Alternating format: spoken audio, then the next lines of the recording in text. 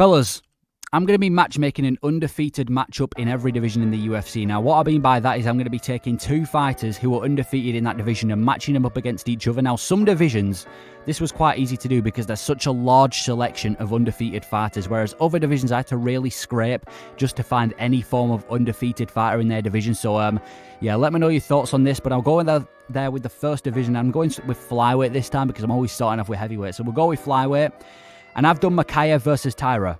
Now, I see this going very similar to the Makayev versus Filio fight, where it was a very, very dangerous fight for Makayev because of the submission threat from Tyra, but you exclude that, and I just see Makayev being able to find a way to win like he does in every fight. Mohamed Makayev's got a really good thing where he's always able to find a way to win a fight, because I would say he was losing the fight against Tim Elliott for the first part of the fight, and then he was able to find, obviously, the submission. Same for like I said, the Filio fight, where he nearly got submitted, and then he was able to submit Filio himself. Makayev's got a great ability to do that. I mean, a guy like Tyra, I don't think he poses a massive threat on the feet, even though he's improved his stand-up a lot, because we saw him go from a sloppy striker to, he just knocked out his last opponent. So it's not like he's absolutely horrendous on the feet, but I don't think he's that good that's going to be able to overwhelm Makayev. Makayev's been training with guys like Yan. He's improved his striking defense a lot. He's just been hanging in there with guys like Elliott as well. So I'm going to say that Makayev is able to get it done. What was that pronunciation then? No, I'm going to say Makayev's able to get it done, even though Tyra's is a decent opposition. And I do think we will see this fight one day as well, because they're so close to each other in the rankings. But I'm going with Makayev to win this one, because, like I said, he's just been at the high level for longer. He's always able to. I just don't think Tyra's got enough to beat him. I think it's going to be very wrestling heavy from Makayev. I don't think he's going to try and strike with Tyra. Maybe he does, but I think he's going to be very, very wrestling heavy, and he's going to have to, use a lot of submission defense in this fight. So I'm going to say that Makayev's going to be able to beat Tyra, because he's just got too many ways to win. So that's my prediction for this fight. Bantamweight. We've got Umar Nurmagomedov versus Daniel Marcos. Now, I think Nurmagomedov would absolutely play with Daniel Marcos. I think he batters him, to be honest with you. Now, Daniel Marcos, yeah, this guy's just not that great. And I do think, without trying to sound rude or anything, I do think he's going to lose that undefeated zero very soon. He had a fight with Davy Grant, and I think it was the Aspinall Tabura card, or it was some fight in the UK, but he had a fight against Davy Grant, and he went life and death with Davy Grant. In fact, I actually gave, and so did a lot of other people, I gave Davy Grant the win over Daniel Marcos there. Which isn't a good look when you're fighting a 40-year-old Davy Grant. To go from that to Umar Nurmagomedov, who's ranked number 12, and let's be honest, I know he's ranked number 12, but I feel like he's definitely better than a lot of people that are ranked below him. I think he's definitely got future champion written all over him, and a lot of people are tying him to the idea of a future champion. I just think Umar Nurmagomedov would do whatever he wants to him. I think if he wants to stand up and beat him on the feet, even though Marcos isn't terrible on the feet, I think Nurmagomedov could do that. And obviously when it comes to grappling, I do think he'd be able to take Marcos down and submit him with ease. So if I had to predict this fight, I'm going Nurmagomedov with a submission in the first round. Yeah, he's got a bright future if he don't pull out of fights, does Nurmagomedov, but he keeps pulling out of fights. But he'd maul him. He'd maul him. Marcos, even though the undefeated, the undefeated status looks good, just not enough to beat a guy like, not even hang against a guy like Nurmagomedov. So I'm going Umar Nurmagomedov for this one.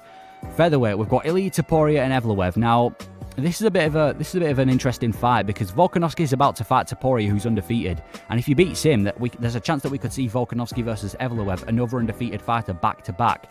And it's again another one of those fights that we could actually see very soon, because they're really close to each other in the rankings. It's a close fight, don't get me wrong, it's a really close fight, but I'm going to go Ilia Topuria over Evloev here. Evloev's just not got that finishing, he's just not dangerous as an opponent. He's got good grappling offense, and he's able to hang in there on the feet, but I'm pretty sure every single one of his fights in the UFC have ended in decision. He's never been able to finish anyone so far, whereas we've got a guy like Ilia Topuria, who was so close to finishing Josh Emmett. Obviously, absolutely ragdolled and finished Bryce Mitchell, took the soul of Jai Herbert, and then we've got guys like Evloev, who's just about beating Arnold Allen, and that's not me saying that Arnold Allen's not a good opponent, but we've got a guy on one end who's battering Josh Emmett in one of the most dominant fights, and a guy who barely beat Allen. I'm going to go Ilia Topuria for this one. Even stylistically, I don't think it's that tough of a fight for Topuria. Evloev's got a heavy grappling base, but Topuria is a great grappler as well. I think he originally came from like a jiu-jitsu or wrestling base himself, and he improved his boxing as time went on. He's really well-rounded, he's Ilia Topuria. Evloev's good as well, and he's improving his stand-up, but I'm going to go Ilia Topuria in this fight. I'm going to go Ilia Topuria by a late finish, just because of the styles and the fact that he's so well-rounded as well. Could actually happen, but I'm going Topuria for this one. Lightweight. Now, this one's another interesting one because we've got Aliev on one end, and then we've got Usman Nurmagomedov, who isn't actually in the UFC, and I've had to pick him out because I genuinely couldn't find any other lightweight who was undefeated in the UFC. So I've had to include Usman Nurmagomedov for this one, bringing him from Bellator. It's quite unfair to bring in a champion from Bellator in the Nurmagomedov, but I've just had to because there's no other lightweights who I can see that are undefeated. Now, yeah, fight goes pretty simple. Nurmagomedov beats him however he wants. If he wants to submit him, he can. If he wants to finish him on the feet, he can as well. Now, Aliev's not terrible. I do think he's going to climb the rankings. You know, he's going at a slow, steady pace. He's a fairly well-rounded fighter as well. He's able to mix up his striking with his takedowns. He's got really good ground game as well, but Nurmagomedov, he's a submission artist, and his striking's always improving with Nurmagomedov, but he's a very, very good submission artist, and I think if he was to fight Aliev, just because it's too early in Aliev's career, Usman Nurmagomedov's going to take him down and submit him, in my opinion. Not to, discredit Aliev, I think he's the first fighter in the UFC from his country as well, which is, fair play to him, but yeah, Nurmagomedov winning this one, doesn't really need much explanation, and he's winning by submission. Welterweight, we've got Ian Garry versus Shavkat. Yeah, this is an interesting one because, again, they're both near the top level of the welterweight division. We've got Ian Garry coming off a mediocre win over Neil Magny, and then we've got Shavkat coming off a dominant win over Wonderboy. Now, I think Shavkat would beat Ian Garry with ease. I don't see any threats that Ian Garry brings to Shavkat that Wonderboy didn't. Wonderboy, in my opinion, is a better kickboxer than Ian Garry. He's got better takedown defense, and he's got more experience. I guess the only advantage that Ian Garry has is the fact that he's younger. I don't see any other advantage that he would have over a guy like Wonderboy. Shavkat obviously finished every single fight in the UFC. Ian Garry, even though he battered Neil Magny, I'm not saying it was a close fight, wasn't able to finish him.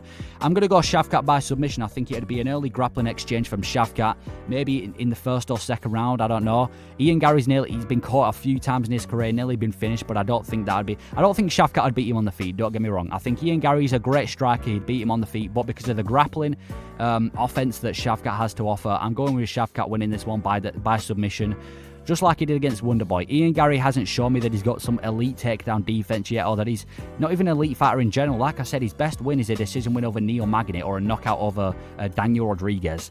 That's not enough to show that you can beat a guy like Shavkat or even hang in there with him. So Ian Garry, great kickboxer, but when you're against a guy as dangerous as Shavkat, who's finished everyone, I'm going Shavkat for this one. Middleweight. Now, this is quite an easy division to pick for this video because there's so much undefeated fighters in the middleweight division. But we've got Khamzat Chimaev versus Bo Nickal, a fight that a lot of people have match made before. Right now, Khamzat's winning this fight. And I know you can say what you want. You can say that Bo Nickal's got this insane grappling background and it would be a tough fight because of that. And I agree. It wouldn't be Khamzat absolutely mauling Bo Nickal like he's done to people like Kevin Holland and Li Jingliang, because Bo Nickal, he's a legitimate wrestler. He's a legitimate wrestler and he's going to climb the rankings. But it's way too early on in Bo Nickal's career to say that he can beat a guy like Khamzat Chimaev. I keep calling him Shavkat. Too early to say that he can beat Khamzat Chimaev. Khamzat Chimaev's coming over a win over Kamaru Usman. Bo Nickal's coming over a win over Val Woodburn. They aren't the same just yet. Even though maybe Bo Nickal's going to climb the rankings, and I hope we do see this fight one day because it'd be an absolute grappling sensation. Or maybe it'll cancel each other out and it'll be a fight on the feet, which again is still interesting. But I need to see more from Bo Nickal. You can't beat Val Woodburn. Oh, I've just skipped. Can't beat Val Woodburn and say that you're going to beat a guy like Khamzat Chimaev. So for now, I'm going to say that Khamzat Chimaev would beat Bo Nickal. I'm going to say by maybe decision if it's a free rounder. I'd say if it's a free rounder by decision for Khamzat. But yeah, Nickal needs to face tougher opposition. Then we've got light heavyweight. Now this is an actual interesting fight. We've got a fat heavyweight in Azamat and the Moga in Vitor Petrino. But I think this would be an interesting fight. They're both they both bring it in every fight. We've got Azamat. Listen, he's not had too much fights in the UFC. Comes from the Contender Series, and he's shown that he's an actual pretty decent striker against cans. Bit of a can crusher, to be honest with you. And then we've got Vitor Petrino, who kind of reminds me of Jelton Almeida if he had good stand-up. He's got amazing submissions. He's got amazing stand-up. He's just able to finish fights quickly as well. Azamat's good at pushing the pace. He kind of reminds me of Curtis Blades, does Azamat, with the fact that he's able to mix up his striking with his grappling a lot. But Vitor Petrino, we've seen him before. We've seen him get submissions. We've seen him able to absolutely smash his opponents, TKO his opponents, knock out his opponents. And I think he's too well-rounded for a guy like Azamat, who's only just come from the Contender Series. So I'm going to go with Vitor Petrino with this one. And I'm going to say that he gets it done by a knockout. Right now, Azamat needs to have more fights. We need to see more than just a few fights after the Contender Series. And I do think Petrino's going to climb the rankings and potentially getting that high-ranked area. So I'm going to go Petrino by knockout, but I think it would be a fun fight. I think they both like to bring it a lot. So yeah, that's my prediction on the light heavyweight division. Then heavyweight, we've got Shamil versus Mick Parkin. Now, Shamil, I think he debuted at UFC 294, I believe, and it was a decent debut. I mean, he did batter his opponent. I'm going to be honest, it was at him battering his opponent. Surprised it didn't get stopped early, to be honest with you, but his opponent was terrible. I don't want to talk too much about that matchup because his opposition just wasn't there. Even though he did what he was supposed to do, went out there and battered his opponent, the opposition wasn't there. And then we've got Mick Parkin. He trains with Tom Aspinall. He's got good fight IQ. And he's a very technical guy with good submissions. Is Mick Parkin. He's got a fight booked with Mohamed Usman right now as well.